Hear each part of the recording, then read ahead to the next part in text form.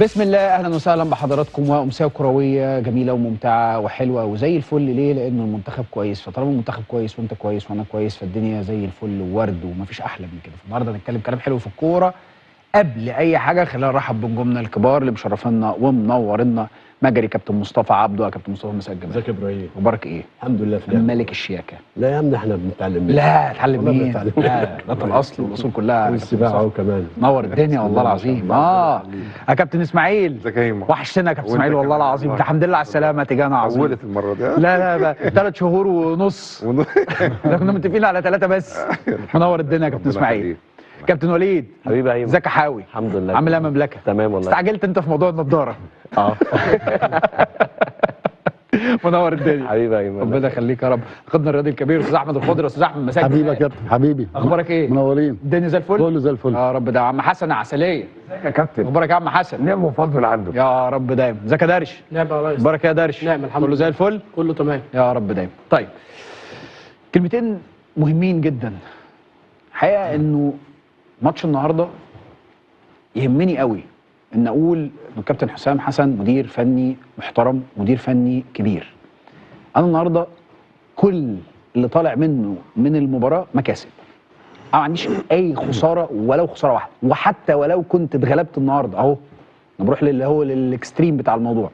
حتى لو انا النهارده منتخب مصر طلع من انجولا مغلوب 1 أو 2، انا كنت هطلع برضه اقول ان انا شايف ان هي مكاسب. كابتن حسام حسن النهارده بيعمل مخاطره اقدر اقول عليها مخاطره محسوبه. الراجل بينزل ب 11 لعيب لاول مره بيشاركوا. انا هنا بخاطر بفكره المعسكر السعيد. انا كسبان ماتشين، سهمي في الطالع، الناس في الشارع فرحانين بيا، الاعلام بيشيد بيا وبيشيد بكل لعيب، بيشيد بالمعسكر.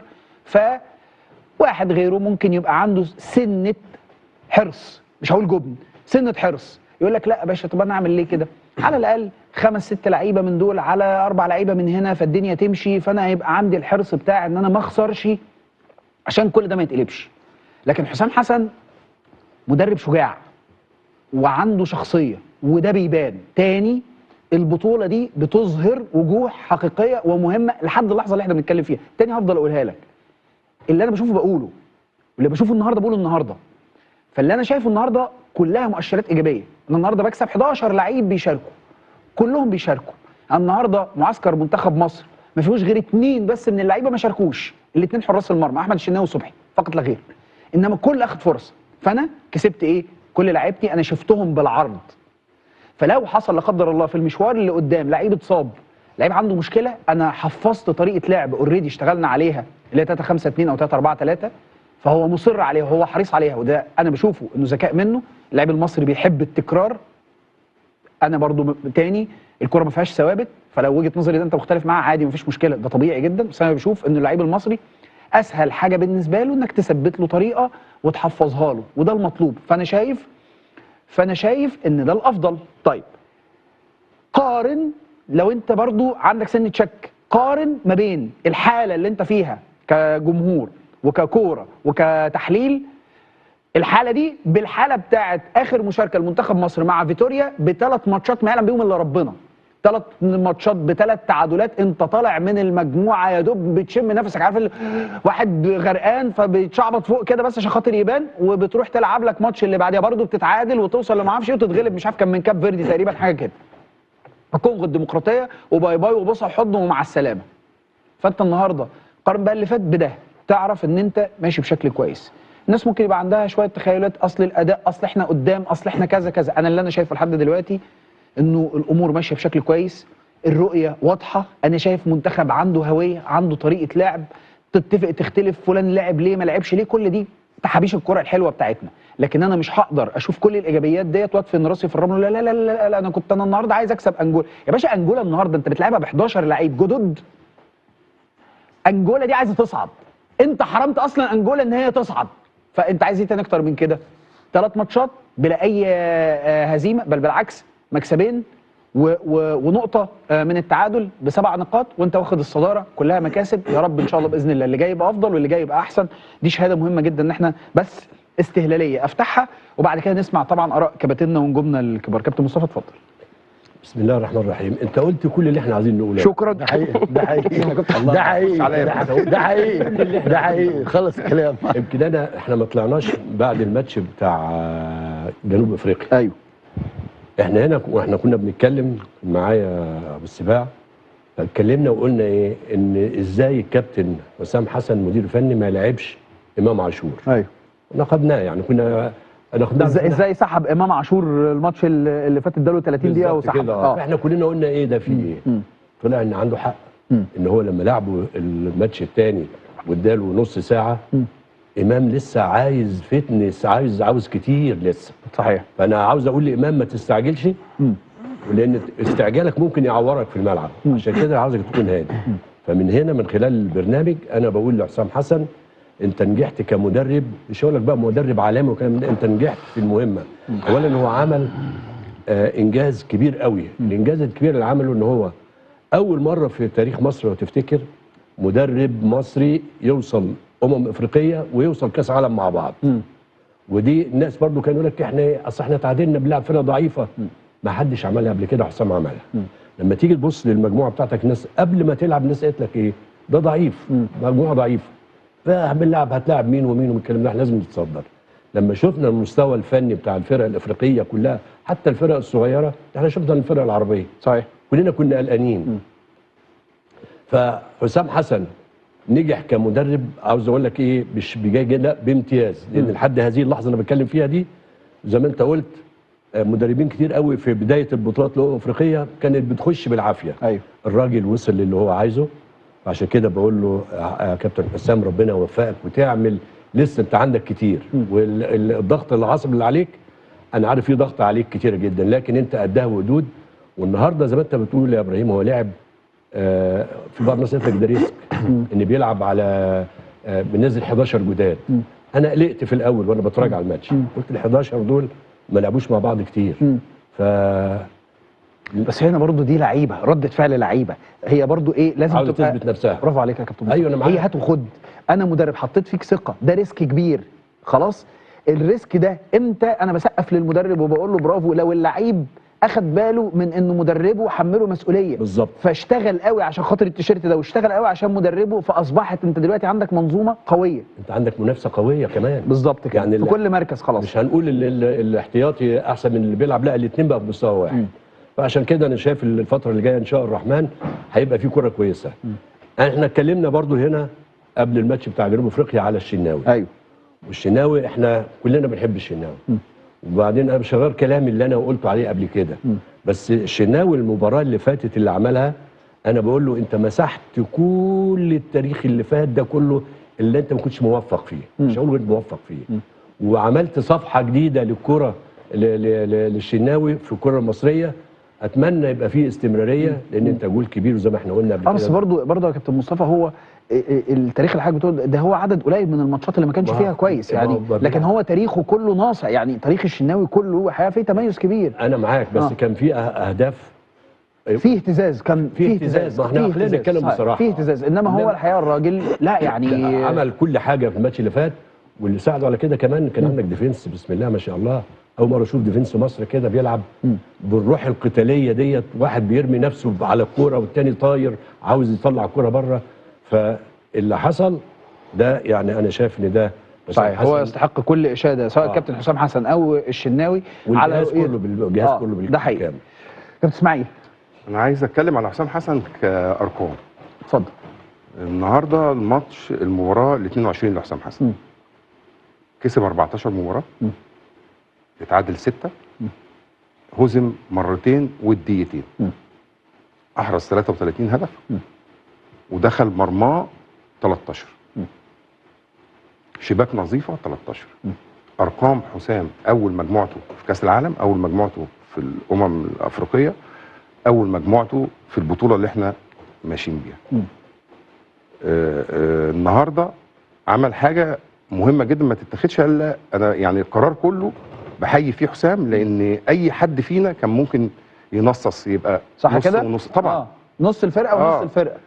واللعيبه ساعدته، لان اللعيبه بتلعب في اجواء صحيه، كسبانين ماتشين واصلين، الاجواء حلوه، الاجواء بطوله. واثبت الكلام ده عليا. أيوة. الاجواء بتاعت النهارده بطوله ان شاء الله باذن الله. تثبيت الفرقه وتثبيت طريقه اللعب هي دي المكسب الحقيقي النهارده في فرقه منتخب مصر. لازم تلعب بثلاثه، صح كده؟ ما فيش جدال.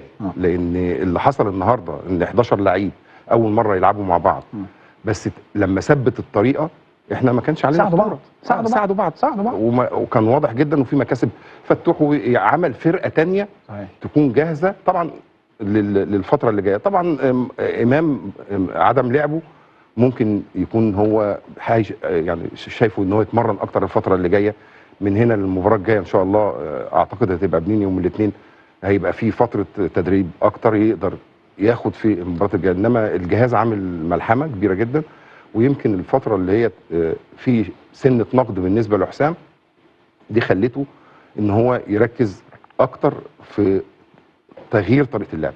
ودي هتبقى المكسب الحقيقي بالنسبه لمصر ان شاء الله بالبطوله ان شاء الله. لان انا شايف ان منتخب مصر ممكن ان شاء الله يوصل لابعد مدى في البطوله دي ان شاء الله. كابتن وليد، والله ما انا شايف ان اللي عمله الكابتن حسام النهارده هو فاجئ الناس كتير جدا، وخاصه احنا من يومين كنا بنتكلم ان ما ينفعش يلعب في الفرقه، يعني بالكتير 3 4 لعيبه 5 لعيبه. فتح الله يقول لك لا 4 5 وبعدين بقت 7. خلصنا الحلقه كانت 7 بس انت قلت يغير. بس هو انا قلت لا، انا قلت يا ابراهيم ان هو ممكن 4 5 لعيبه اللي هو قلت 4 5. انا بقول لك ان هو فاجئنا. غير خالص كان سيد معوض؟ لا ما كانش معانا، انا مش فاكر. بس انت اللي قلت ماشي. بس دي تحسب للكابتن حسام، عنده جراءه، عنده يقين وعارف اللعيبه اللي معاه واختياراته ازاي. اشتغل على كل اللعيبه، مش اشتغل على لعيبه معينه بس. تحسب له. النهارده اللعيبه واقفه على رجليها ما شاء الله، يعني يعتبر فرقتين بدنيا واقفين على رجليهم مفيش فرق. فاجئ الناس كلها بان كل الناس دي مره واحده تلعب. عامل اداء كويس جدا. طريقه اللعب هي اللي تناسب امكانيات اللعيبه اللي متواجده معاه. لكن بصراحه هو حقق الهدف ان هو ياخد اول مجموعه. تحسب للكابتن حسام زي ما قالوا الكباتن. في حاجه كمان، الكابتن حسام عامل حاله كده في المعسكر، حاله حلوه، مقرب من كل الناس، بيتعامل نفسيا كويس جدا، حتى هو مش شاغل نفسه بحاجه تانية خالص. لقطاته وهو بيضحك مع مصطفى فتحي بالظبط، مش شاغل نفسه بحاجه، هو عنده هدف وواخد المجموعه واخدين بعض وان عندنا هدف هنشتغل عليه، وقافل على المعسكر. وده من يمكن اسباب النجاح في بدايه المعسكر. كل الناس اشادت ان المعسكر حلو. عشان كده لا، الكابتن حسام ما شاء الله يعني حقق الهدف ان هو اول مجموعه، وان شاء الله يستمر في اللي جاي ان شاء الله ان شاء الله باذن الله. طيب قبل ما نروح للاستاذ احمد الخضري، عندنا لقاءات مهمه جدا اجراها زميلنا حسن غنيمه عقب انتهاء اللقاء مباشره مع نجوم منتخبنا الوطني. تعالوا نشوف زيزو بيقول ايه. معانا واحد من نجوم منتخبنا الوطني احمد سيد زيزو، برحب بيك على MBC. كلمني عن المباراه النهارده. اهلا بيك. طبعا ماتش الحمد لله يعني عديناه بشكل كويس. هدفنا من المجموعات ان احنا كنا نصعد بدون هزيمه وان احنا نتصدر المجموعه، والحمد لله الهدف اتحقق يعني، وده المهم في الموضوع كله. الحمد لله رب العالمين. يا رب افضل دايما على قد الثقه بتاعه الكابتن حسام والجهاز الفني، وان شاء الله نقدر واحده واحده كده نحقق كل اللي المصريين عايزينه باذن الله. تتمنى نلعب مين في دور 16؟ لا ما اتمناش حد، كده الماتش اللي جاي هيبقى صعب يعني، فنحاول نجهز له وان شاء الله نجهز له بشكل كويس. انتوا كلاعيبه بتقولوا ايه لبعض عشان تحققوا حلم الشعب المصري بالفوز بالبطوله؟ والله احنا هدفنا كلنا كلاعيبه هو اسعاد الشعب المصري كله، يعني احنا عارفين ان طموحنا كلنا واحد، يعني سواء لعيبه او جمهور كلنا طموحنا واحد، وان شاء الله نقدر مع بعض باذن الله بايد واحده كده ان شاء الله نحقق اللي احنا عايزينه كلنا باذن الله. بشكرك يا زيزو. عفوا حبيب قلبي. طيب تعالوا نعرف برضو رأي الأستاذ أحمد الخضري إيه في المباراة وما قام به كابتن حسام حسن إجمالا من تصدير معسكر مميز جدا للمنتخب ومن نتائج إيجابية حتى هذه اللحظة. اتفضل يا أستاذ أحمد. تمام. البطولات المجمعة وخصوصا أفريقيا بقى ليها حسبة تانية، حسبة مختلفة، وخصوصا إن يعني المنتخب كان بعيد. النقد للكابتن حسام حسن فاده، تحس الجمهور كان بعيد عن المنتخب. أيوة. حتى الماتشات الودية الأخيرة تلاقي جمهور غريب بعيد عن الأهلي والزمالك، لا يقارن باللي بيحضر في الأهلي والزمالك. لكن انت البطولات دي الفوز بيجيب فوز. الهدف بتاع محمد صلاح في اخر الماتش ده زيمبابوي هو السبب اللي في الحاله اللي احنا فيها دي. السبب صحيح. تخيل انت اي سيناريو تاني اداك الثقه قدام جنوب افريقيا، صعدت عملت المخاطره المحسوبه اللي انت بتقول عليها، اللي هي احلى وصف فعلا حتى لو اتغلبت. لكن انت بقى اما ما تتغلبش انت بتديك هيبه، بتديك ثقه، بتدي ان انت الاحتياطي قريب من الاساسي، بتدي انذار لكل الفرق ان انا جاي زي ما كابتن اسماعيل بيقول جاي انافس. انت كده اتحطيت في حته ثانيه خالص. اسمع الاعلام العربي كله دلوقتي بيتكلم ازاي بالظبط. اسمع الناس في افريقيا دلوقتي بدات تتكلم ازاي عن منتخب مصر. يعني ما هي ماشي بقى ماتش بماتش. ايوه هي بقت في حاله. أيوة. حاله حتى في الشارع، حاله في الجمهور، الناس دلوقتي كلها مركزه مع المنتخب وادت ثقه. انت جاي دلوقتي بقى تقابل الثالث فلان مالكش دعوه، مش مشكله. انت الحاله دي خليتك تكمل وتلعب على البطوله. فتصور ان الكابتن اكتر حد استفاد من النقد ساعات مش بيبقى هدام يا جماعه. النقد الكابتن حسام ركز وهدي والتصريحات عامله ازاي، الهدوء عامل ازاي، هو ده كان المطلوب. يعني تصريحاته دلوقتي تحطها على ميزان المايه مظبوط. ما حدش كان بيتكلم على كابتن حسام اللي يقول لك التصريحات تبقى اهدى، بقت اهدى، انعكس على اللعيبه بقى اهدى، احنا بقى اهدى، الدنيا كلها هديت والفوز بيجيب فوز. الحاله اللي هو اللي فيها المنتخب دي الفوز، وان شاء الله نكمل. عايز اخد بس من كلمه قالها الاستاذ احمد الخضري بشكل عفوي. بصوا يا جماعه عشان برضو ما ننظرش على جمهورنا وجمهور مصر. في الكوره اساس الاتفاق ما بيني وما بينك ان انت تمتعني عشان نجيبها من الاخر. تمام. هتبسطني هجيلك، هتبسطني تاني هجيلك اكتر، هتعمل حاجه حلوه وهتبذل مجهود اكتر هجيلك اكتر واكتر، هبقى وراك في كل حته وفي كل مكان. هتعكنن عليا، هتلعب كوره وحشه، هتلعب حاجه مالهاش علاقه بالكوره وتقول لي اصل فين جمهور مصر، غصب عني مش هبقى موجود. صحيح. فهي علاقه يا جماعه لازم الناس تبقى فاهماها. اهو زي ما الاستاذ احمد ما بيقول، اهو الناس ماشيه دلوقتي في الشارع عامله ايه؟ كله ورا منتخب مصر. كل الناس عندها ثقه كبيره دلوقتي في كل الناس شايفه المنتخب تقيل على الارض، كل الناس حاسه ان المنتخب ده بدا يلمع. صحيح. شكله قدام الناس، لا ده احنا رايحين في حته. الكلمه اللي قالها كابتن اسماعيل اهي انت حاسسها ايه؟ تلقائيه. انا الاجواء دي اجواء بطوله. الكلام اللي بيقولوا لك كابتن مصطفى عبده، لا احنا حسام حسن عنده حق، عنده صح، لا هو شايف صح، هو كذا. كل الاجواء ديت هتدي لك انطباع ان احنا ان شاء الله باذن الله ماشيين صح طول الوقت. الحلو هنقول عليه حلو والوحش هنقول عليه وحش. عارفين المسؤوليه الوطنيه بتاعتنا تجاه منتخبنا الوطني، وعارفين لما بننتقد ان احنا بننتقد في الاجزاء الفنيه او في اجزاء او في امور تفيد المنتخب الوطني. كل ده ملوش علاقه بقى باللي انا هقوله عشان دي نقطه مهمه. ملف اصلاح كره القدم المصريه ليس له علاقه بالفوز ببطوله الامم الافريقيه من عدمه. خلاص كده؟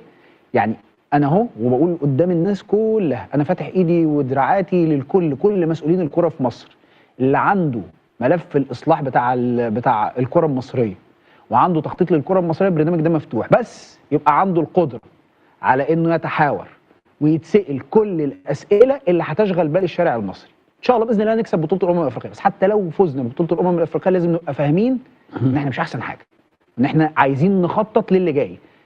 فبقول اهو من دلوقتي ملف اصلاح كره القدم المصريه هو ملف ليس له علاقه بالفوز ببطوله الامم الافريقيه كلها على بعضها من عدمه. واضحه اهي وصريحه اهي. ان شاء الله باذن الله نكسب، بس ان شاء الله باذن الله برضو المكسب ده يخلينا نبقى فاهمين ان احنا نبقى حريصين اكتر على اصلاح الكره المصريه، لان الافضل لك وانت بتكسب انك تصلح، مش لازم تبقى تحصل مصيبه تتدربك فوق دماغنا كلنا عشان نقول يلا بينا نصلح وتعالوا نطلع الورق. اللهم بلغت اللهم فشل. فصل ونرجع نكمل.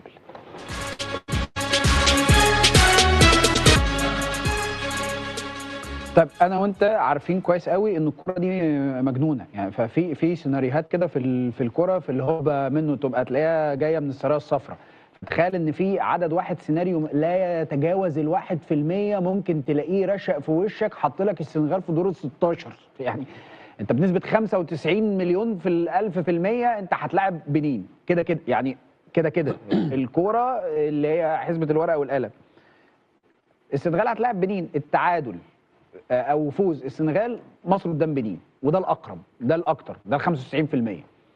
في سيناريو تاني ابو 4%، ابو 4% ده ان السنغال تتغلب من بنين، ده خيال علمي. بس مش كده وبس، الكونغو كمان تتغلب من بوتسوانا، فانت تقابل الكونغو، ده 4%. مش كده؟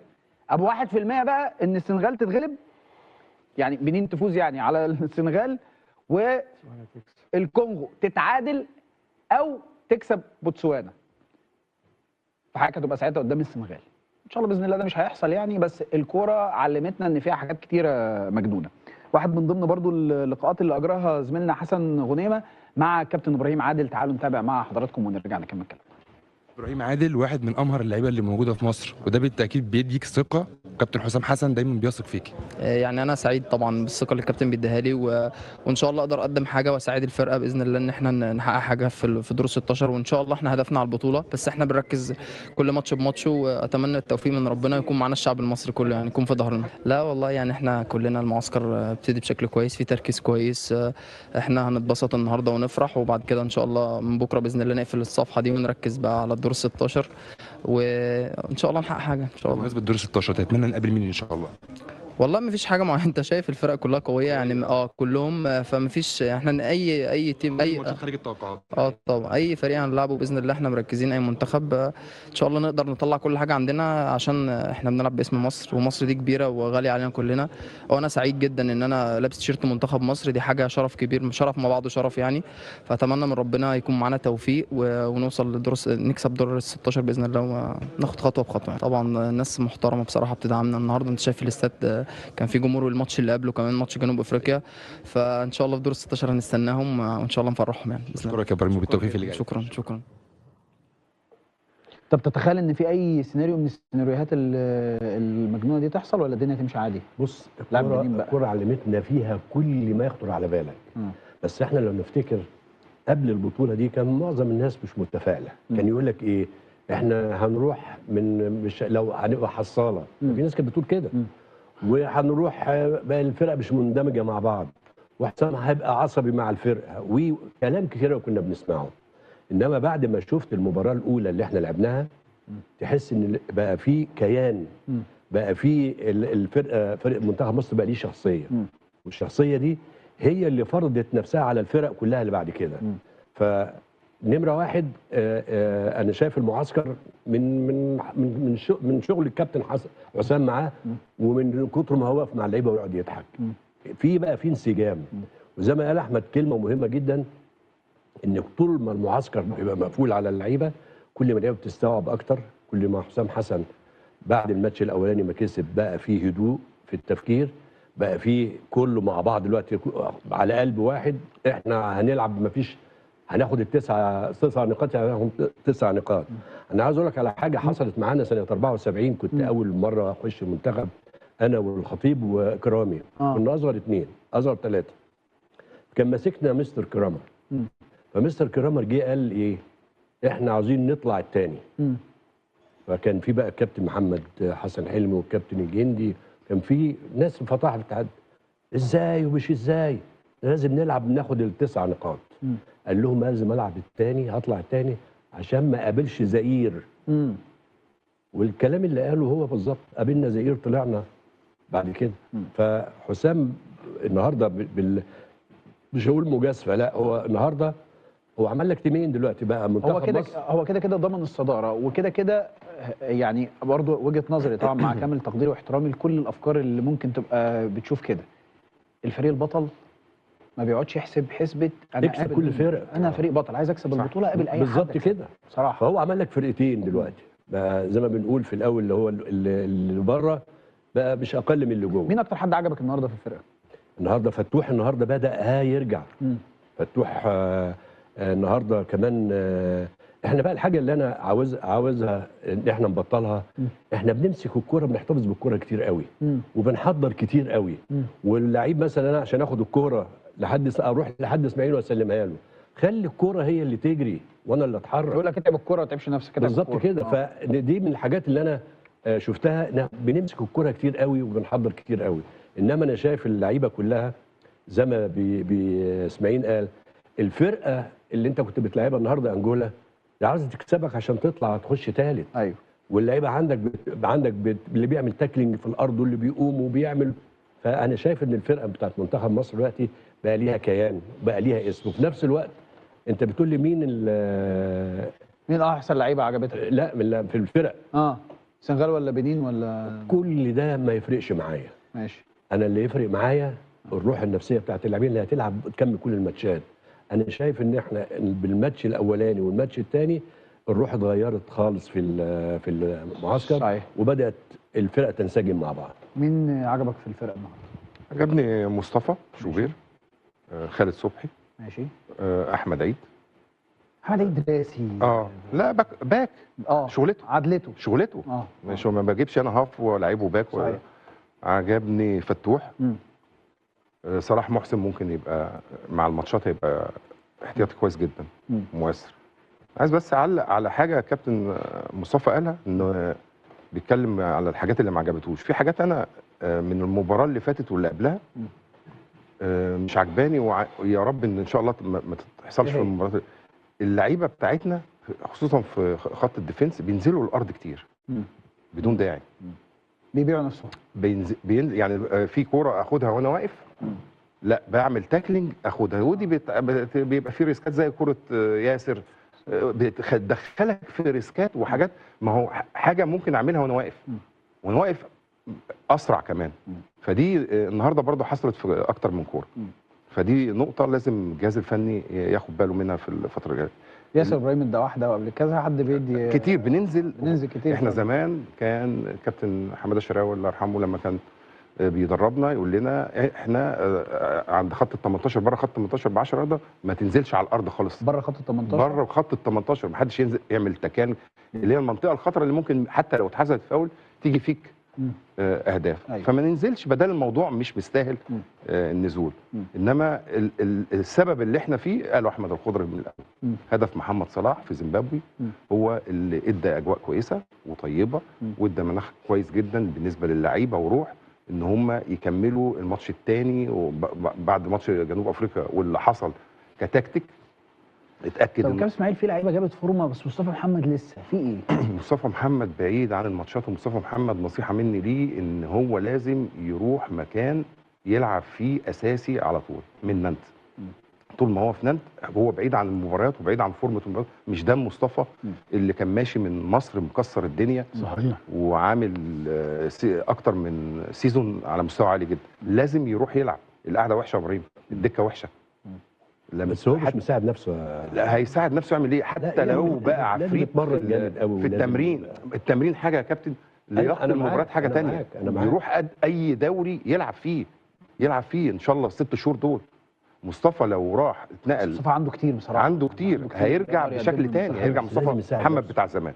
يعني انا عايزه يرجع جوه البطوله، يعني انا عايزه يرجع جوه البطوله نفسها استفيد بيه. مصطفى فرده تقيله جدا. هو طبعا. بس النهارده لو كان يعني فتح نفسه بهدف ولا حاجه كان ممكن تفرق معاه نفسيا الفتره. بصراحه حسام حسن ما قصرش معاه. لا حسام حسن ما قصرش معاه ولا لعيب. ناقصه لياقه المباريات الرسميه، ودي غايبه عن مصطفى، ودي هتخليه مستواه 50% على طول. طيب عدم مشاركه امام بتشوفها ازاي من وجهه نظرك؟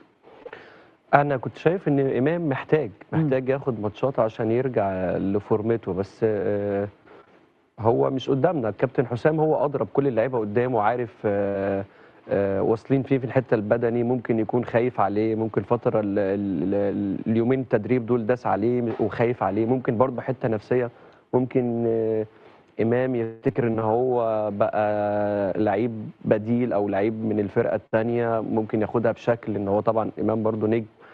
دي حسابات كلها ادرى بها الجهاز الفني، وقدامه حاله اللعيبه هو اللي يقدر. ممكن يحسبها الحسبه ديت؟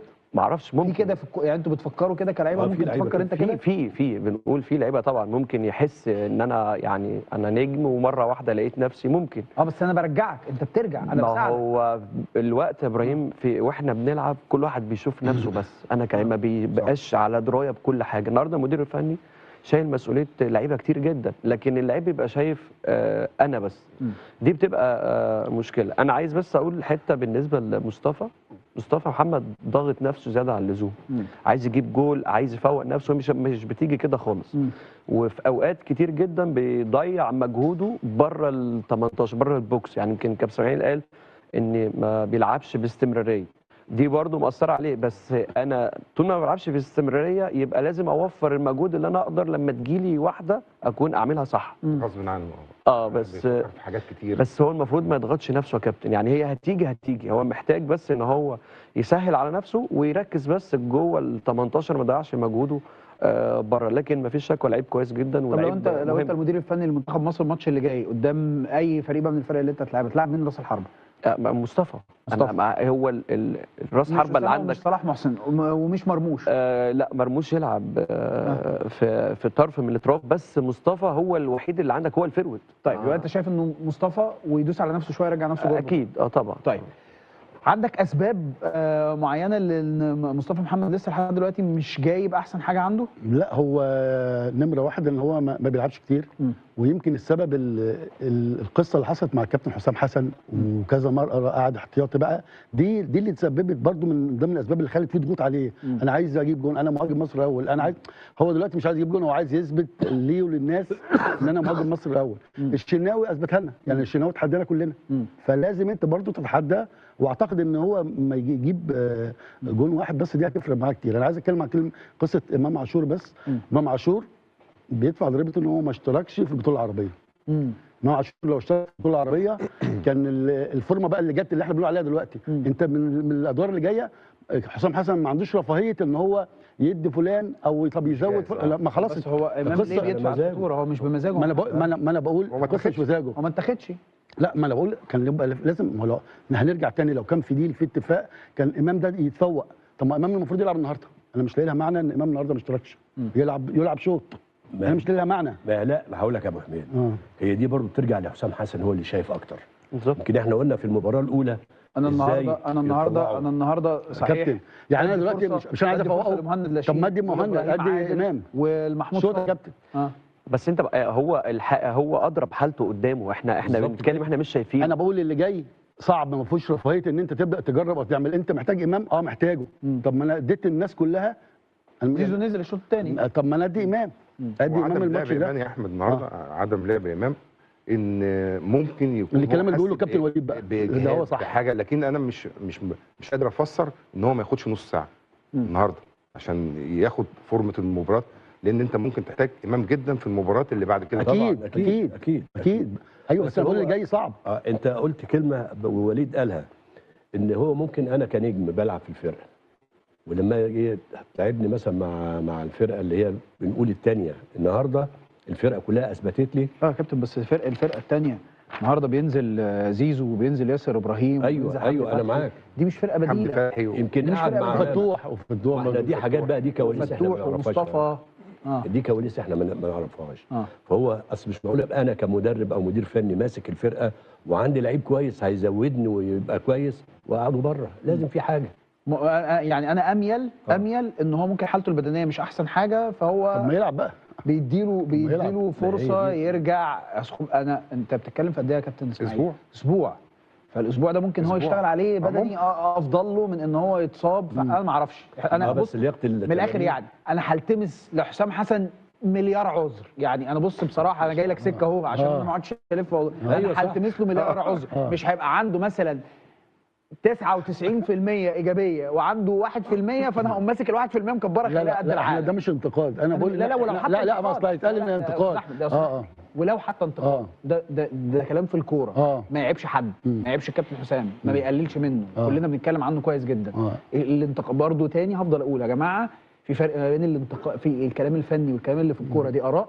وفي فرق بين ان انا اقلل من الناس، اقلل من المدرب، اقلل من اللعيب. ده ما بيحصلش وعمره ما حصل في المكان ده وفي البرنامج ده من اي ضيف من ضيوف. ده صحيح. فاقول براحتك، اتكلم براحتك يعني. لا انا بتكلم ان قصه امام تحديدا انت محتاجه. ما فيهاش كلام. لما ما حدش اختلف على كده كان ياخد. انا وجهه نظري ان كان ياخد. انا بقى بميل للراي اللي بتاع الكابتن وليد سليمان. انا مش له تفسير غير كده بصراحه. طيب نشوف لقاء برضو مع صلاح محسن. الكوره فيها دايما فرص. انا بشوف الكوره كده يا جماعه، يعني فرصه بتيجي لصلاح محسن من بعيد جدا، من اخر العالم، من اخر الدنيا. النهارده صلاح محسن شال شاره قياده منتخب مصر، هو كابتن رقم 7. فلو هو قاعد يحلم لنفسه ويمسك ورقه وقلم ويقعد يخطط لنفسه كده ويكتب لنفسه هو ايه السيناريو اللي يبقى احسن حاجه ليه، عمره عشان دايما اقول لك ايه، ربك بيكتب لك الخير ويدي لك دايما فرص ويحطها لك قدامك. صحيح. ولازم تشوف الفرصه بعين الفرصه وتستغلها.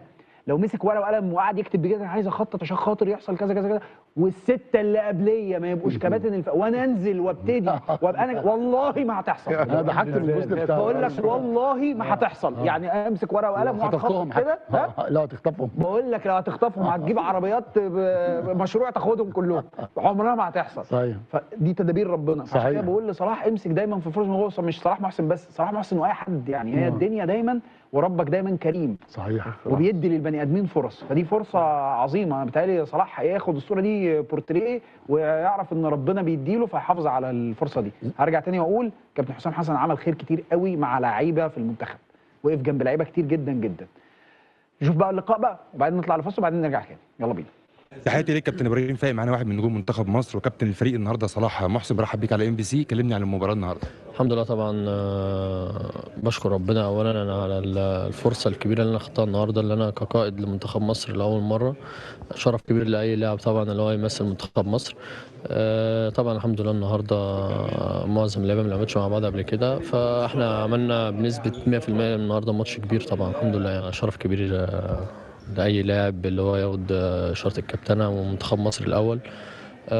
زي ما قلت لك ان شاء الله مركزين في البطوله، اللعبه كلها رجاله معانا جهاز على اعلى مستوى. كابتن حسام تاريخ كبير طبعا مصر كلها عارفه كده. الحمد لله يعني ان شاء الله الفتره اللي جايه ربنا يكرمنا يعني. خد السي دي مني وما تراجعش ورايا في اي حاجه من اللي هقولها لك فيما يتعلق بنادي الزمالك. لحد اللحظه اللي انا بكلمك فيها دي احمد عبد الرؤوف لم يبلغه احد من مجلس اداره نادي الزمالك بعدم استمراره كمدير فني للفريق. لحد اللحظه ديت محدش رفع سماعه التليفون، محدش بلغ احمد عبد الرؤوف، محدش بلغ جون ادوارد المدير الرياضي قال له قول لاحمد عبد الرؤوف، او حد كلم احمد عبد الرؤوف، او حد جنب حد كلم احمد عبد الرؤوف قال لاحمد عبد الرؤوف يا احمد عبد الرؤوف انت مش موجود في نادي الزمالك لحد اللحظه اللي بكلمك فيها. طيب احمد عبد الرؤوف المعلومه اللي عندي ان هو عايز يمشي، هو عايز يمشي، شايف ان الظروف صعبه جدا جدا، لكن عمره ما هياخد هذا القرار الا اذا نادي الزمالك هو اللي اخذ قرار رحيله من عدم. ماشي كده؟ ماشي كده. بكره في كلام، اكيد بكره في كلام تاني، بكره ممكن تصحى الصبح تلاقي في قرار مجلس الاداره ويحصل كذا كذا كذا، انما هو قرار مجلس الاداره في الاول وفي الاخر. طيب اللي حصل ايه خلال ال 24 ساعه اللي فاتوا او خلال كام يوم اللي فاتوا؟ اللي حصل كالتالي: اللعيبه بتكح تراب. مش هقعد ازوق الكلام، اللعيبه بتكح تراب، عندها مشاكل كتير جدا جدا في موضوع المستحقات، والبعض منهم قال واتكلم مع جون ادوارد اللي خلاص خلصت من عنده كل الحيل وكل الاعذار وكل الكلام اللي ممكن يثبت بيه اللعيبه ويقول لهم هنجيب الفلوس وخلصت، خلص كل اللي عنده كله. فاللعيبه قالوا احنا بعد ماتش الكاس احنا لازم يبقى في حل للموضوع، البعض منهم لازم يبقى في حل لموضوع المستحقات دي او احنا مش هنتمرن. فاحمد عبد الرؤوف اخذ قرار مع جون ادوارد انه يتلغي التمرين علشان ما تحصلش قصه كبيره يقول لك احنا في تمرين واللعيبه ما جاتش، فلك نلغي التمرين لحد ما نشوف الموضوع هيبقى عامل ازاي. قصه المؤتمر الصحفي اللي الناس شافت ان هي كبرت الموضوع او عملت كذا كذا كذا، خليني احكيها لك. الاولانيه فيما يتعلق ببنتاج، وانا بقول لك اسرارها. ببنتاج احمد عبد الرؤوف كان هناك اتفاق ما بينه وما بين الاداره، وهذا الاتفاق معلوم للجميع انه سيتم الاعلان عن موقف بنتاج. فالراجل اللي حصل انه ما تابعش اعلاميا ايه اللي بيدور، فلما اتسال في المؤتمر الصحفي الراجل قال والله انا الموضوع بتاع بنتاج 1 2 3 وفي فسخ تعاقد كذا كذا كذا، ومن بعدها على طول نادي الزمالك راح منزل بيان. هذا البيان كان من المفترض انه يسبق كلام احمد عبد الرؤوف.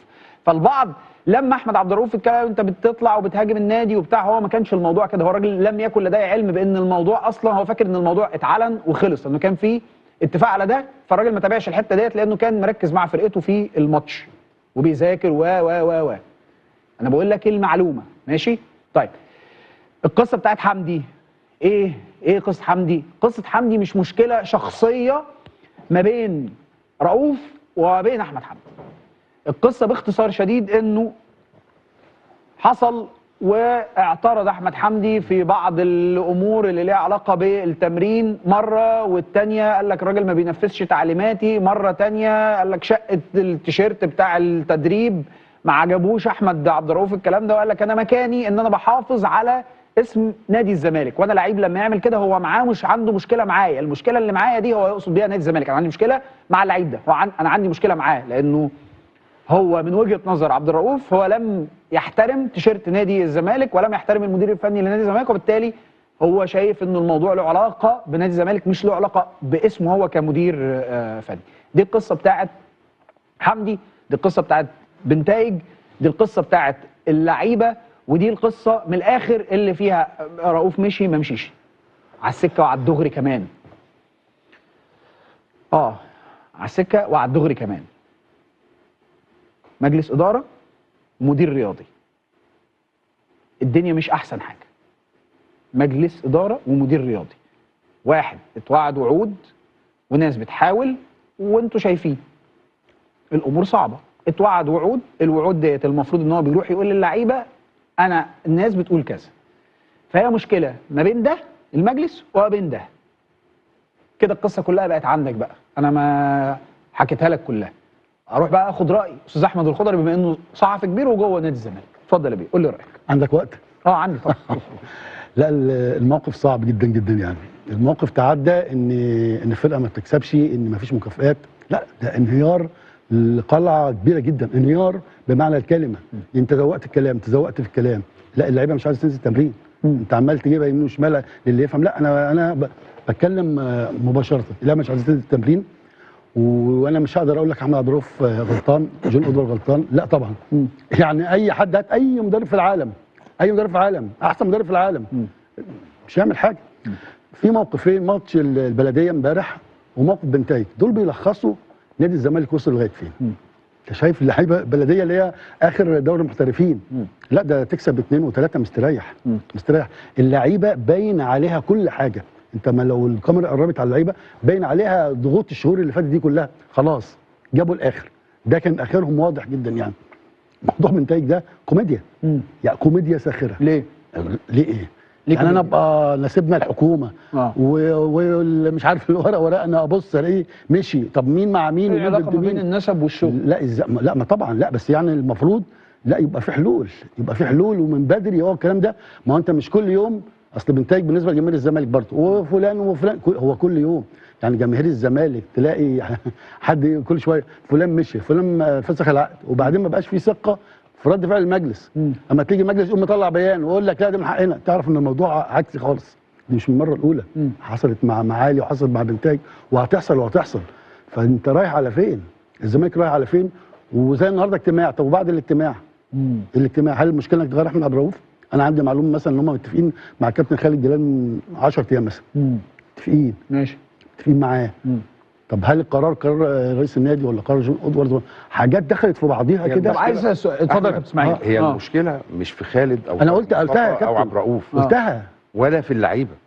يعني برضو انا بخلي اللعيبه بره الحسبه دي، لان حتى امكانياتها، في لعيبه امكانياتها هي كده، حتى لو في فلوس وملايين، امكانياتها الفنيه مش هتدي زياده عن كده. بس نرجع لمين اللي اختار ومين اللي بيتحكم في الكوره في نادي الزمالك. يعني بس مجلس الاداره جون، ايوه جون موعود كان بحاجات ماشي ما حصلتش. ماشي. طيب الفلوس وموضوع الارض وانسحبت من نادي الزمالك. طب لو نرجع قبل موضوع الارض، انت خدت كونفدراليه ازاي؟ خدت سوبر افريقيا ازاي؟ خدت بطولات ازاي؟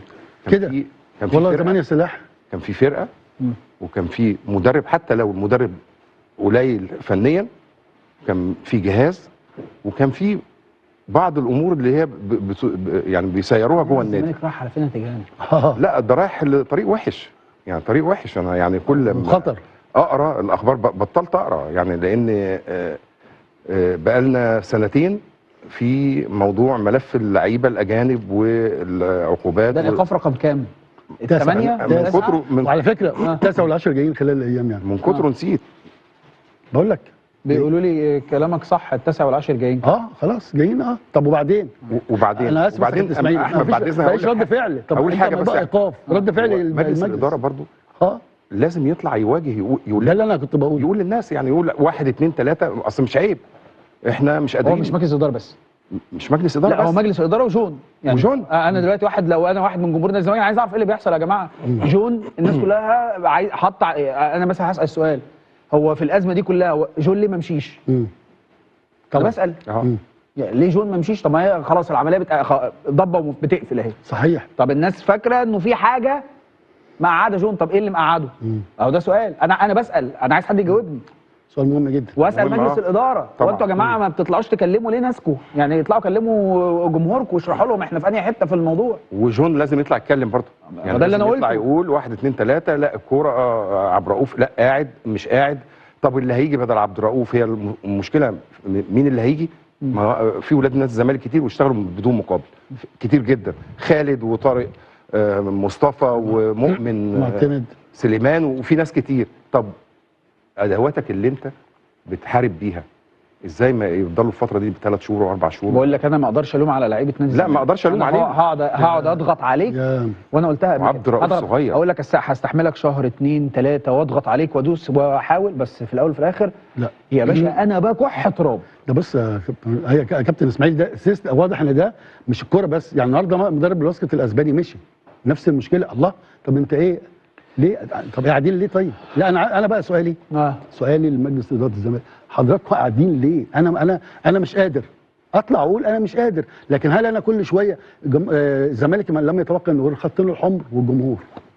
لا جمهور نادي الزمالك ده والله العظيم يعني. اقسم بالله اقولها صادقا، جمهور نادي الزمالك ده له الجنه.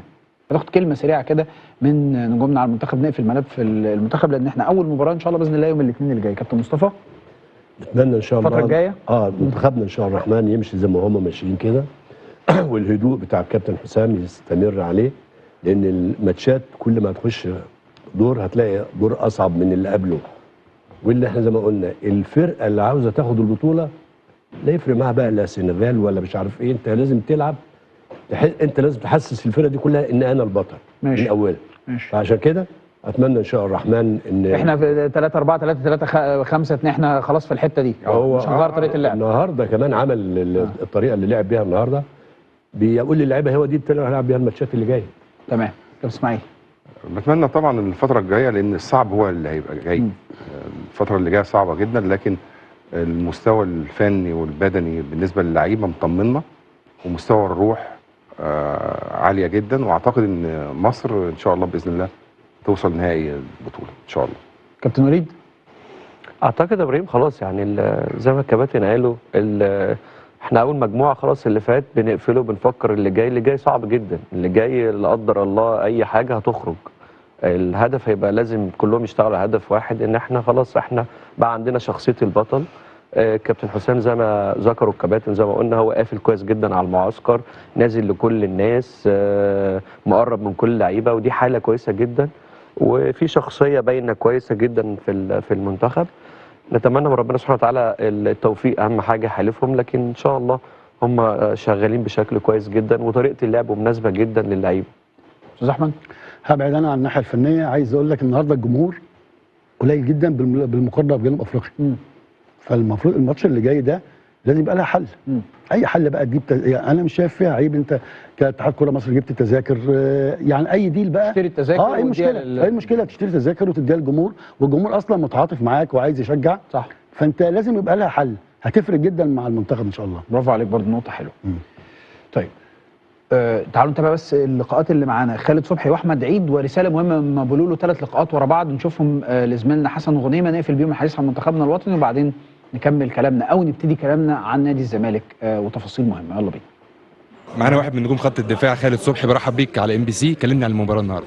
مفيش والله الحمد لله، احنا كنا نازلين النهارده واخدين يعني بناخد مباراه كنا مركزين ان احنا نكسب النهارده، بس ربنا ما رضش، فالحمد لله خير يعني الحمد لله. بالتاكيد كان في تعليمات خاصه من الكابتن حسام حسن عشان الحد من سرعات مهاجمي انجولا. اكيد طبعا اكيد، هو كابتن حسام يعني احنا ذاكرنا منافس كويس وفرجنا عليهم حطينا نقط ليهم وكل حاجه، وده اللي عملناه النهارده في الملعب. كان ممكن ربنا يكرمنا بكام فرصه كانت هتغير نتيجه الماتش. الحمد لله يعني نبدا نركز بقى في اللي جاي، نشوف هنقابل مين وندرسهم كويس برضو، وربنا يكرم في اللي جاي ان شاء الله. اكيد طبعا يعني هو خلينا كلنا احنا 28 لعيب كلنا زي بعض، مفيش اختلاف بين حد والتاني. في حد عنده مهمه النهارده، حد عنده مهمه بكره، احنا بنخش نكمل مكانه، يعني كلنا بنكمل بعض، اي حد موجود اي حد مش موجود، فهي دي الروح اللي موجوده في المنتخب الحمد لله. معنا واحد من نجوم المنتخب الوطني احمد عيد، برحب بيك في MBC. كلمني عن المباراه النهارده. الحمد لله على المباراه النهارده، احنا صاعدين اول، وكابتن حسام يعني 28 ما فيش فرق بين لعيب ولاعيب، يعني النهارده هو غير 11 لعيب كاملين، مش بيريح حد او كده، لا هو واثق فينا 28 والحمد لله كنا على قد المسؤوليه. اول ماتش خلص تعادل واحنا كنا عايزين نكسب، ونتمنى ان يعني كل الشعب المصري يكون فرحان ان احنا كسبانين وينام مبسوط، بس الحمد لله يعني الماتش خلص تعادل وما خسرناش، واحنا بنفكر في الماتش الجاي. اكيد كابتن حسام الحمد لله يعني لعبني كذا ماتش قبل كده في التصفيات وتصفيات كاس العالم وتصفيات افريقيا، فهو واثق فيا جدا وانا مقدر ثقته فيا دي، والحمد لله يعني يا رب اكون كنت على قد الثقه اللي هو اداني يعني. أود أن أترك رسالة استثنائية إلى الشعب المصري كاملا بشكل عام، وإلى مدينة الإسكندرية وجماهير نادي الاتحاد السكندري حيث كنت ألعب على وجه التحديد. إنه شعب ودود للغاية وهم دائما معي وفي قلبي. سحب من نادي الزمالك. طب لو نرجع قبل موضوع الأرض، أنت خدت كونفدرالية إزاي؟ خدت سوبر أفريقيا إزاي؟ خدت بطولات إزاي؟ كده والله زمان يا سلاح كان في فرقة وكان في مدرب، حتى لو المدرب قليل فنيا كان في جهاز، وكان في بعض الامور اللي هي يعني بيسيروها جوه النادي. الزمالك راح على فين تجاهنا؟ لا ده رايح لطريق وحش، يعني طريق وحش. انا يعني كل ما خطر اقرا الاخبار بطلت اقرا، يعني لان بقالنا سنتين في موضوع ملف اللعيبه الاجانب والعقوبات. ده الايقاف رقم كام؟ 8 من كتر وعلى فكره 9 ولا 10 جايين خلال الايام، يعني من كتر نسيت. بقول لك بيقولوا لي كلامك صح، ال9 وال10 جايين. خلاص جايين. طب وبعدين انا اسف وبعدين احمد بعد اذنك مفيش رد فعل. طب اول حاجه بس ايقاف رد فعل مجلس الاداره برضو لازم يطلع يواجه، يقول ده اللي انا كنت بقوله، يقول للناس، يعني يقول 1 2 3. اصل مش عيب، احنا مش قادرين. هو مش مجلس اداره بس، مش مجلس اداره لا بس، هو مجلس اداره وجون يعني. وجون انا دلوقتي لو انا واحد من جمهور نادي الزمالك عايز اعرف ايه اللي بيحصل يا جماعه. جون الناس كلها عايز حاطه. انا مثلا هسال سؤال، هو في الازمه دي كلها جون ليه ما مشيش؟ طب اسال يعني ليه جون ما مشيش؟ طب ما هي خلاص العمليه ضبه وبتقفل اهي. صحيح. طب الناس فاكره انه في حاجه مقعده جون، طب ايه مقعده؟ اهو ده سؤال. انا بسال، انا عايز حد يجاوبني. سؤال مهم جدا. واسال مجلس الاداره، هو انتوا يا جماعه ما بتطلعوش تكلموا ليه ناسكم؟ يعني اطلعوا كلموا جمهوركم واشرحوا لهم احنا في انهي حته في الموضوع. وجون لازم يطلع يتكلم برضه، يعني ده اللي انا قلته، يطلع يقول 1 2 3. لا الكوره عبد الرؤوف لا قاعد مش قاعد. طب اللي هيجي بدل عبد الرؤوف، هي المشكله مين اللي هيجي؟ ما في ولاد نادي الزمالك كتير واشتغلوا بدون مقابل كتير جدا، خالد وطارق مصطفى ومؤمن معتمد سليمان، وفي ناس كتير. طب ادواتك اللي انت بتحارب بيها ازاي ما يفضلوا الفتره دي ب3 شهور و4 شهور؟ بقول لك انا ما اقدرش الوم على لعيبه نادي الزمالك. لا ما اقدرش الوم عليك، هقعد اضغط عليك وانا قلتها عبد الرؤوف صغير. اقول لك هستحملك شهر 2 3 واضغط عليك وادوس واحاول، بس في الاول وفي الاخر لا يا باشا انا بكح تراب. ده بص يا كابتن اسماعيل، ده واضح ان ده مش الكوره بس، يعني النهارده مدرب الباسكت الاسباني مشي نفس المشكله. الله، طب انت ايه ليه؟ طب قاعدين ليه؟ طيب لا انا بقى سؤالي لمجلس اداره الزمالك، حضراتكم قاعدين ليه؟ انا مش قادر اطلع اقول انا مش قادر، لكن هل انا كل شويه الزمالك لم يتوقع انه خط له الحمر والجمهور؟ لا جمهور نادي الزمالك ده والله العظيم يعني. اقسم بالله اقولها صادقا، جمهور نادي الزمالك ده له الجنه. وفي كده له الجنه، اقسم بالله له الجنه. فاصل ونرجع نكمل كلامنا.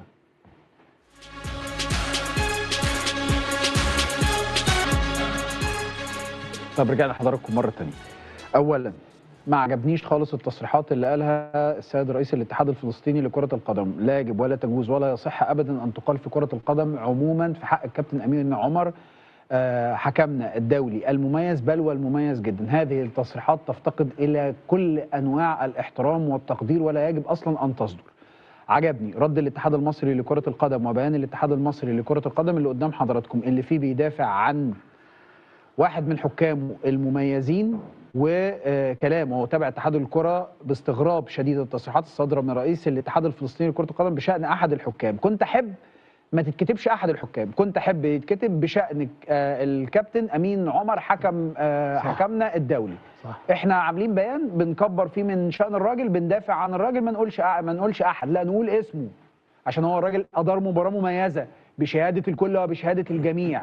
فمش يعني البيان كويس جدا جدا وبادره طيبه، بس كنت احب ان اسمه يكون موجود. كابتن امين، انت حكم مميز جدا جدا واحنا بنحترمك وبنقدرك، واعلام بلدك كله معاك، وهذه التصريحات هي تصريحات فرديه بكل تاكيد لا تحمل الشكل العام او المعنى العام، او لا تحمل كل كلام الشعب الفلسطيني او حتى كمان الشعوب العربيه. انت راجل محترم جدا جدا وحكم مميز جدا جدا، هنفضل نتكلم عنك بالفخر وبالاحترام وبالتقدير. بلدك بتحبك واعلام بلدك بيحبك وبيقدرك جدا، واتحاد بلدك اهو كمان نزل بيان فيه اشاره الى هذا الامر. ويجب ان يكون هناك ردة فعل من السيد رئيس الاتحاد الفلسطيني حيال هذا الامر، وده مش اول مره. الراجل برضه قبل كده ضرب تصريحات في موضوع اسامه ابو علي لم تكن مميزه، على مش لم تكن مميزه، نزل بيان واتحذف. ف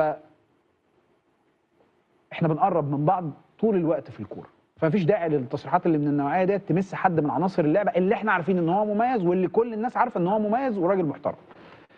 في السريع منه، هنلاعب مين الماتش الجاي توقعاتك؟ ممكن نلعب بنين. اظن بنين. بنين. انا كنت عايز اقول السنغال، بس حد مسلطك على بس الموضوع يعني هيتاخد بشكل، لا هيتاخد كمان بشكل ماشي. لا وهي الكوره فيها كل حاجه. لا بس هي صعب والله ما فيش حاجه صعبه يا كابتن مصطفى والله. لا ان شاء الله باذن الله بنين. ان شاء الله بنين، واحنا مش بنقول بنين وبنستسهل يعني. ان شاء الله باذن الله بنين، وان شاء الله باذن الله هنكسب. ان شاء الله باذن الله نبذل مجهود كبير وبتاع. ان شاء الله. يا ويلي يا حلو انت حبيبي يا هيما. بنين معاكم. انا معاك. طيب سين سؤال عشان اختم. اتفضل. رايك ايه في اللي حصل وخروج الاهلي من بطوله كاس مصر؟ لا طبعا خروج مؤسف، وكلنا طبعا كنا زعلانين جدا واتضايقنا، بس اعتقد كلهم مش كلنا القعده يعني. نصنا زي 50%. انا بتكلم ان احنا في النادي يعني زعلانين طبعا، واعتقد ان الراجل يعني عرف بقى مين اللي ماشي في شهر واحد، ان ادى الفرصه كامله لكل الناس وشاف كل الناس عشان ما يبقاش ظلم حد. واعتقد ان في ناس يعني في الكوره تيشيرت النادي الاهلي تقيل عليها. كابتن مصطفى، طبعا اللي حصل ده حاجه يعني مش ظريفه. ان النادي الاهلي، كيان النادي الاهلي واسم النادي الاهلي، يبقى في لعيبه بتلعب بالمستوى ده، دول بالشبه لعيبه النادي الاهلي ابدا.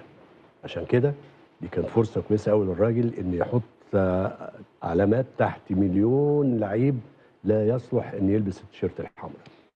في غربله هتحصل الفتره الجايه، في غربله وهم اللي ساعدوا النادي ان هو يروح بالظبط كده. غربله مش اقل من 10 12 لعيب كوره. 10 12 لعيب مش اقل من كده. لان في ناس بيشبه النادي الاهلي وجات لهم فرصه وكان ممكن يمسكوا فيها. احنا لسه بنقول دلوقتي اي لعيب بيجي له فرصه لازم يمسك فيها.